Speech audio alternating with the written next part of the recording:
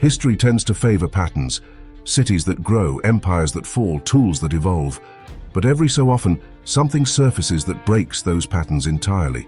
A structure with no known builders, a symbol no one can read, a mosaic too refined for the place it was found. These artifacts don't tell a clear story, they interrupt one. And that's what makes them powerful. Across remote deserts, underground homes, forgotten tombs, and fields thought ordinary, 7 discoveries have emerged. Strange, specific, and frustratingly unexplained. Archaeologists can measure them, carbon date them, and photograph them.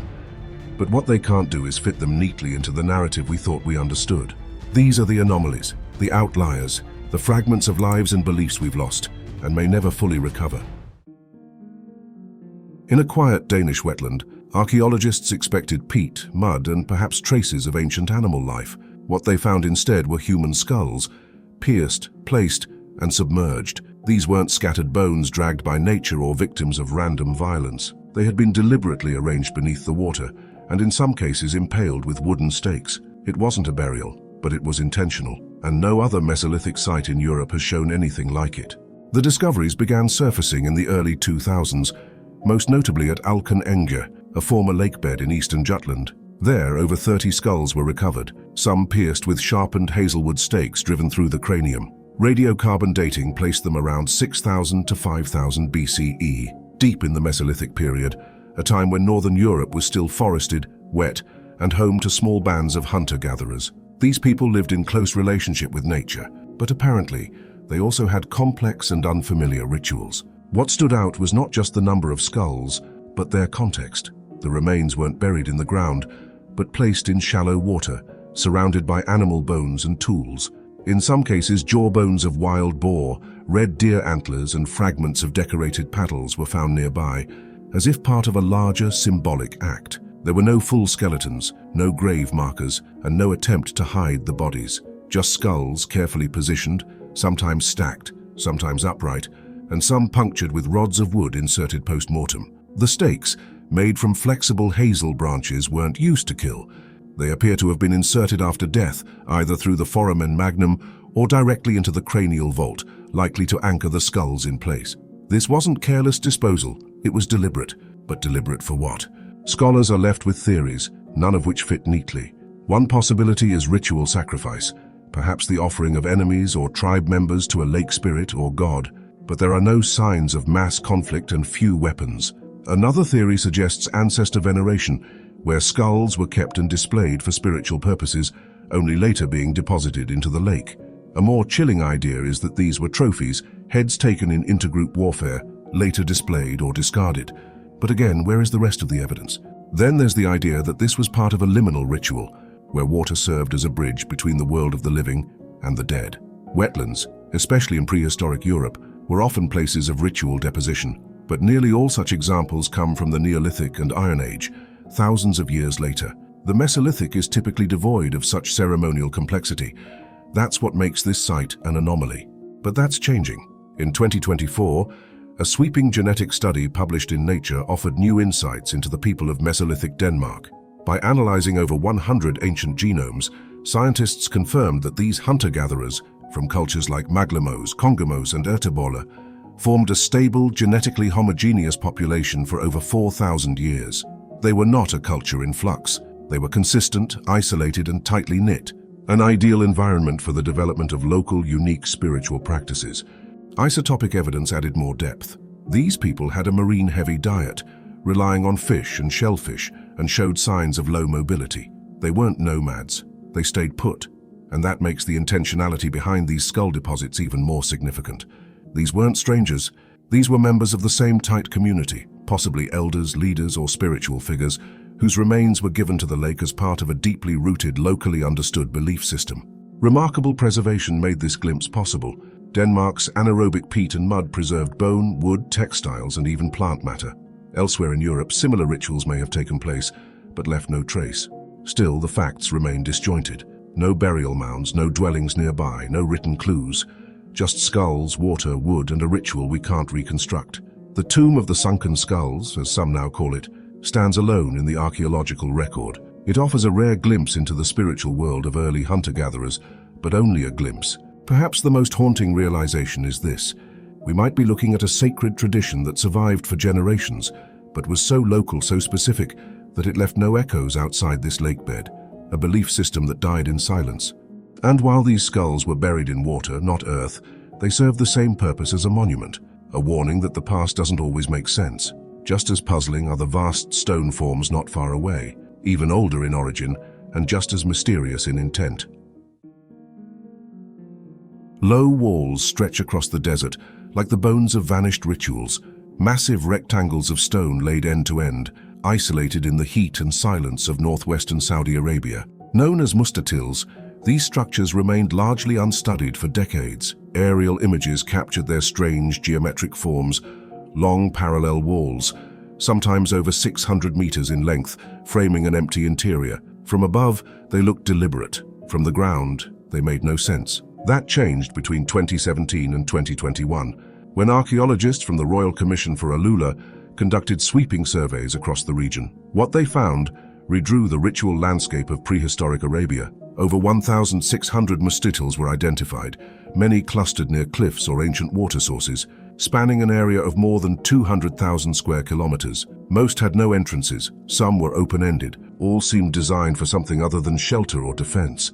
Excavations revealed central chambers that had gone undisturbed for thousands of years. Inside, researchers found carefully arranged animal remains, mostly cattle skulls, along with the bones of goats, sheep, gazelle, and ibex. The rest of the animals were absent, suggesting the heads alone had symbolic value. Radiocarbon dating placed the deposits between 5,400 and 5,000 BCE, during the Holocene humid period, a time when this desert was savanna, fertile and alive.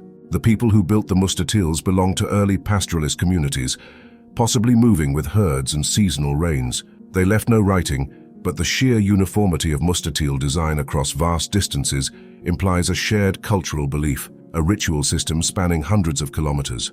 Many scholars now propose the existence of a Neolithic cattle cult, where livestock held not only economic importance but spiritual power. Depositing their skulls in these structures may have been a way to communicate with the divine or control fate in an unpredictable land. It's no coincidence that many Mustatils were built near lava flows, rocky escarpments, or ancient springs. Location mattered. The builders seemed to choose places of elemental tension, where earth, stone, and water once converged. This wasn't casual architecture. These were ceremonial markers stitched into the land. Recent findings have added a new dimension. Nearby stone circles, likely used as dwellings, have been uncovered close to Mustatil clusters. The implication is striking. These were not isolated ritual sites, but part of larger Neolithic communities, where domestic life and sacred life unfolded side by side. One space to live, another to sacrifice. Despite these revelations, the meaning of the Mustatils remains out of reach. There are no carvings, no names, no known descendants to explain the design, just walls, stones, and skulls, thousands of years old and eerily well preserved in the dry desert air.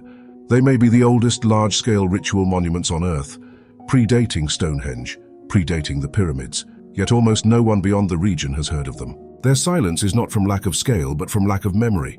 The culture that raised them vanished, and with it the meaning behind the lines.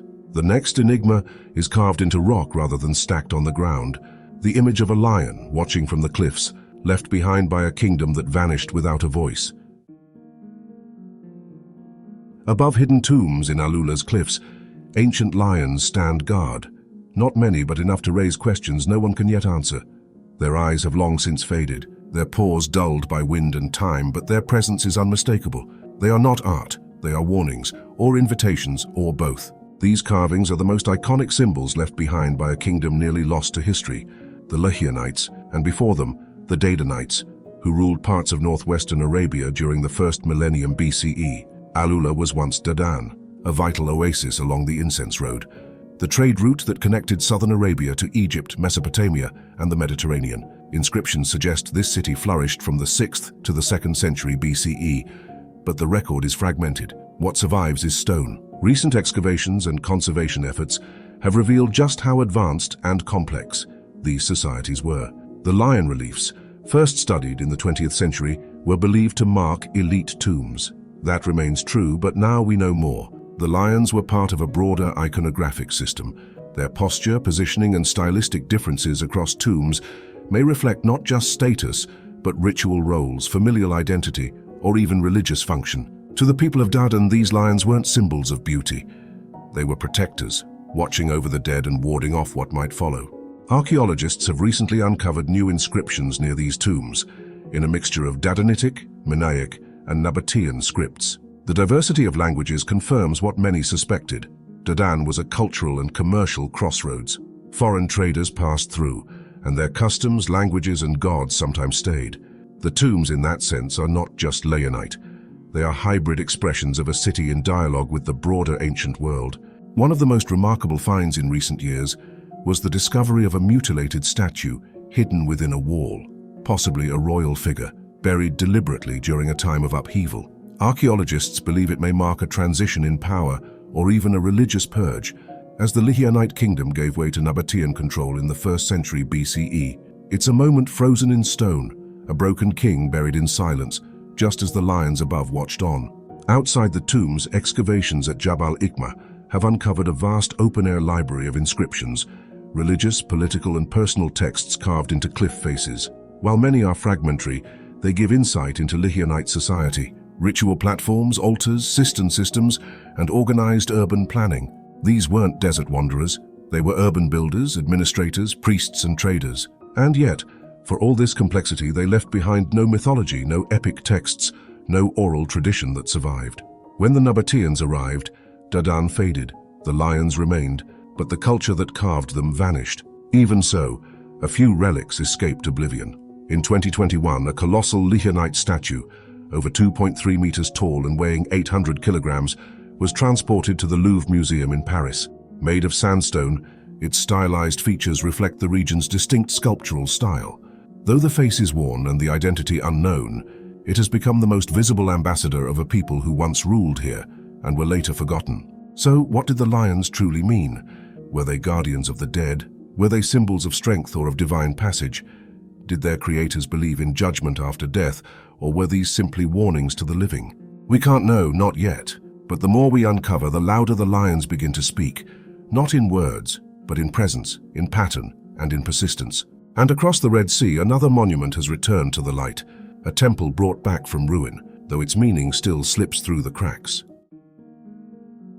Stones scattered across the desert rarely speak, but sometimes when reassembled they begin to whisper.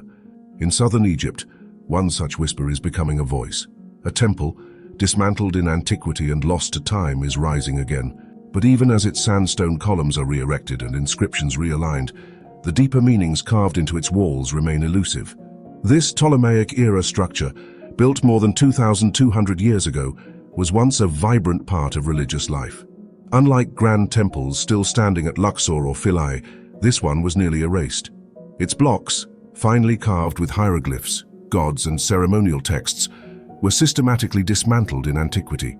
Many were reused in later buildings, repurposed as foundations, city walls, or even elements of early Christian churches. Some were found flipped, inverted, or buried in deep sediment. It wasn't decay, it was deconstruction. The reasons remain uncertain. Earthquake damage? A targeted purge of a cult? Political fallout from shifting dynasties? No ancient account explains it.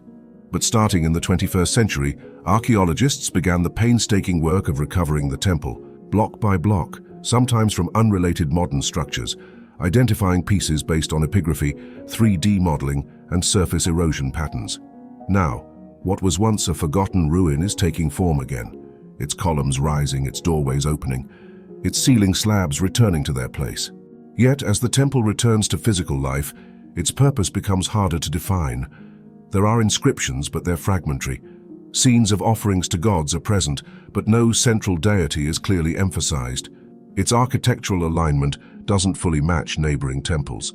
Some experts believe it may have been a festival station, a ritual waypoint along a larger ceremonial route. Others suggest it was a special purpose temple, focused on seasonal rites, agricultural fertility, or even astronomical observations. There are symbols, celestial bodies, cycles, hours of the day, but not enough context to decode them completely. What complicates things further is that this temple isn't alone. Across Egypt, similar Ptolemaic structures are being re-examined with new tools. In Izna, a remarkable restoration project has peeled away centuries of soot, to reveal dazzling painted ceilings in the Temple of Khnum, with lotus leaf capitals and vivid depictions of the sky. Meanwhile, in Sohag, archaeologists uncovered a massive pylon at Athribis, bearing the name of Ptolemy VIII, with inscriptions to the lion-headed goddess Repit. Each of these discoveries adds to the puzzle, but they also show how fragmentary and regional temple construction was in this period. There was no single standard. Each temple had its own logic, its own alignment, its own gods. This raises a larger question. Can we ever fully reconstruct the meaning of a temple, or just its form? The reassembled temple in the south now stands as both a triumph and a mystery. Its architecture is beautiful, its blocks return to their original alignment, but the soul of the temple, its role in the lives of the people who built it, still resists translation.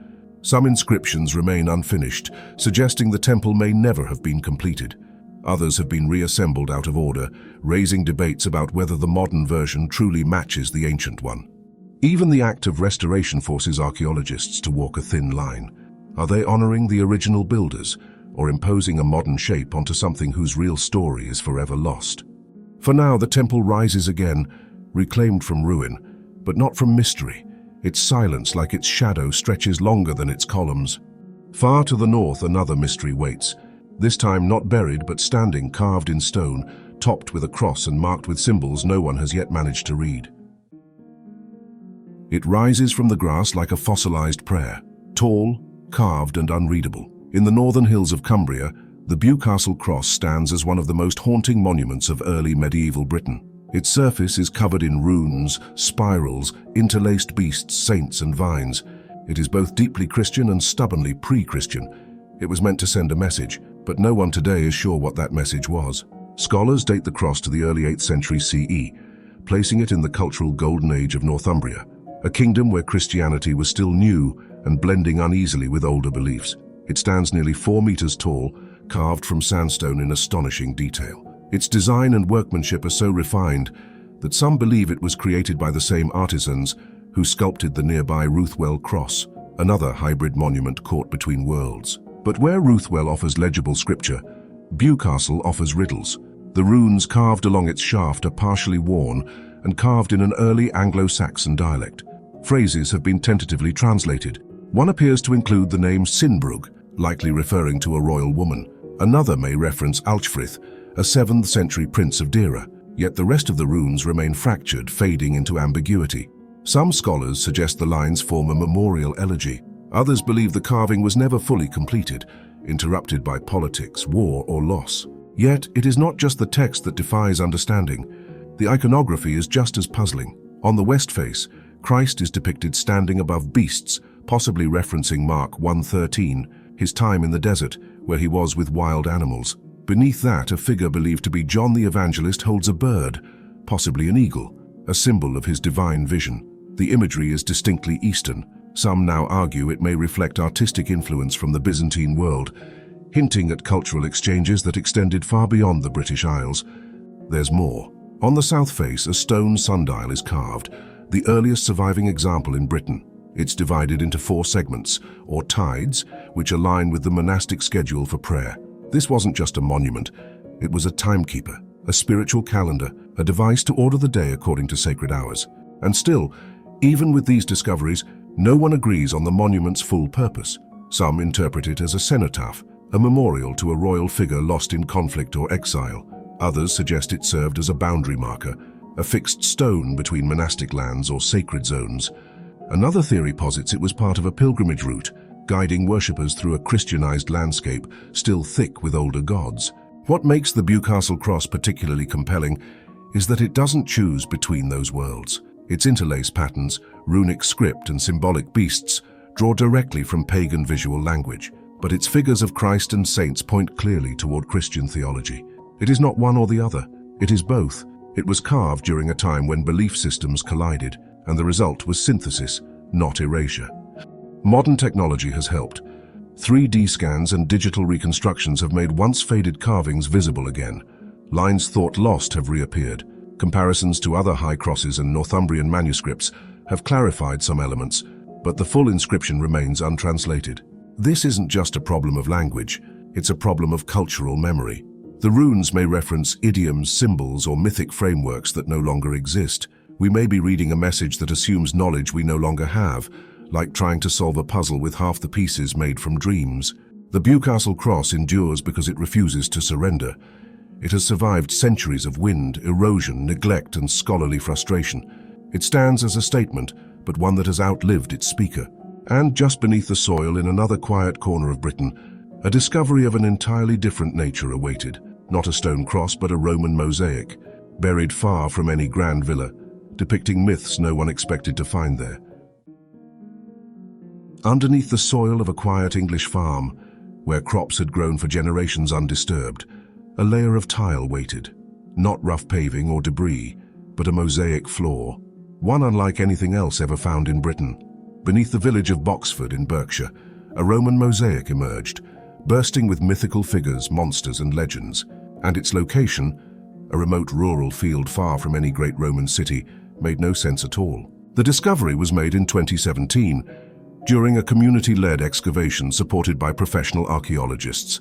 The project had expected to uncover agricultural remains from a Roman-era farmstead. Instead, what came to light was a 10-meter-long mosaic, vividly detailed, with scenes pulled directly from Greco-Roman mythology. At its center, Bellerophon, the hero of Lycia, riding Pegasus into battle against the fire-breathing Chimera.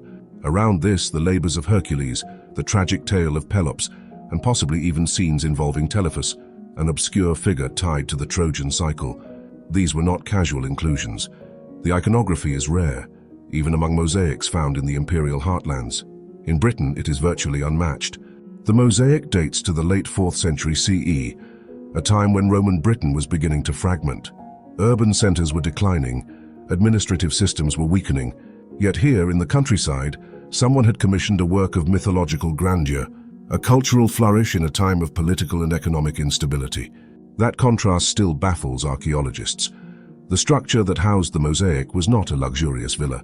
It was modest, likely a corridor-type building with timber superstructure and no clear signs of opulent architecture. It lacked mosaics in adjacent rooms.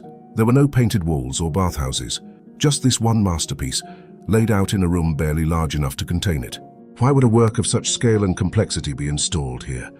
One theory suggests that the mosaic was commissioned by a Romanized Briton, a member of the local elite, wealthy and educated, wishing to project their identity through classical imagery. Another posits the presence of itinerant mosaicists, trained in continental workshops, possibly Gaul or northern Italy, who brought with them rare designs and craftsmanship. Whoever commissioned it knew these myths deeply and wanted them immortalized beneath their feet. The iconography itself is worth noting. Bellerophon is a complex figure, heroic but also tragic. His battle with the Chimera often represents the struggle between order and chaos. Pelops, who wins his bride through divine trickery and a chariot race, evokes fate, sacrifice, and ambition. These aren't casual decorative choices. They hint at a patron who valued myth as moral narrative, perhaps even as a personal code. And yet almost no historical footprint of this person remains. The mosaic is the only clue. After documentation and conservation, the mosaic was reburied to protect it from weather and looting, a common practice for vulnerable rural sites. For now, it sleeps again beneath the English earth, known only through photographs, scans, and records. Its existence changes what we thought we knew about Roman Britain. It challenges the idea that high culture was restricted to urban villas and imperial centers, and it reminds us that sometimes the most extraordinary artifacts are found not in cities or temples, but beneath fields no one ever thought to question. South of here, carved not into floors but into the rock itself, lies another puzzle. Not a mosaic, but a home, or rather, hundreds of them, dug into the earth, lived in for centuries, and still lacking a beginning. They look like craters at first, wide circular pits sunk into the pale earth of southern Tunisia. But what lies within is not desolation, it is architecture, community, shelter. The troglodyte dwellings of Matmata are a labyrinth of sunken courtyards, narrow tunnels and hand-dug rooms carved directly into the soft sandstone plateau. Even today, some are still lived in, and yet no one knows precisely when the first one was built or who began the tradition of going underground. Located in the Gabas Governorate, the village of Matmata sits on the northern edge of the Daha Plateau, where summer temperatures often soar above 45 degrees Celsius. 113 degrees Fahrenheit. Above ground, the climate is brutal. Below, it is livable. The typical home begins as a vertical pit, 7 to 10 meters deep and up to 12 meters wide, dug into the earth to form a courtyard. Around this central void, caves are hollowed out as rooms, bedrooms, storage areas, kitchens, even prayer niches. Some dwellings are connected by subterranean passageways, creating entire underground neighborhoods invisible from the surface. These structures were first brought to wider attention in 1967, when a rare flash flood destroyed many homes and exposed the village to Tunisian authorities, who had been unaware of the population living almost entirely underground. But locals had lived here for generations. The question was, how many generations? The exact age of Matmata's dwellings remains uncertain, but the architectural tradition is likely ancient. Some theories suggest the earliest versions appeared during late antiquity, possibly as early as the 4th or 5th century CE. Others argue for their expansion during the 11th to 13th centuries, when Hilalian Arab invasions forced Berber communities southward, seeking refuge from conflict and cultural upheaval. Carving homes into the rock may have been a practical solution, protection from both the sun and from outsiders. More recent studies link the design to Imazighan, Berber, architectural traditions, noting similarities across Tunisia's southern regions, including Tamazret, Tujan, and Hadej. But no ancient texts mention them. No foundational inscriptions mark their beginning. Oral histories vary. Some claim the dwellings were used to evade taxation during Ottoman rule. Others speak of retreat from tribal raiding, or of ancestors who simply sought to survive in a land that gave little. Complicating matters is that many homes are still occupied, making deep excavation difficult. Unlike ruins, these dwellings have continuity. They have been maintained, altered, passed down. The lack of abandonment means archaeological layers are thin, and clues to the earliest phases are rare. Despite this, the homes continue to evolve. After being featured as Luke Skywalker's home in Star Wars, A New Hope, 1977, Matmata became a tourism site. Some families opened their homes to visitors, others adapted, adding modern wiring, refrigerators, or water tanks. But beneath the upgrades, the structure remains ancient. What survives is a paradox, a way of life carved from rock, still functional yet historically invisible. The architecture is brilliant in its efficiency, but undocumented in origin. Even today, estimates for when Matmata was first settled range wildly, from 1,000 years ago to 1,600, depending on who you ask and how deep you're allowed to dig. What's clear is this: the dwellings were not made by a single builder or even a single generation. They evolved, were copied, passed on. Each home is a link in a chain whose beginning is lost, not because it crumbled, but because it was never recorded. And so the mystery remains. In a world where we can map cities from space and analyze pigment with lasers, Matmata resists timelines. Its homes were not meant to impress, only to endure, and that somehow makes their silence feel deeper. We followed skulls sunk in peat, stones laid by vanished hands, lions carved for gods no longer named, and myths frozen into mosaic beneath a farmer's field. These aren't the stories that made it into textbooks. They're the ones left behind, unsolved, unexplained, and still quietly shaping what we think we know about the past. Some artifacts endure because they were built to impress. Others survive by accident, by silence, by being buried just deep enough to be forgotten, but not lost. And that's why we tell these stories. Not because we have answers, but because the questions are too good to leave alone. If this journey left you wondering too, help us keep digging. Like the video, subscribe, leave a comment, and share it with someone else who loves a good mystery. And when you're ready for more, there are plenty of others still waiting in the archive, each one with its own question mark carved in stone.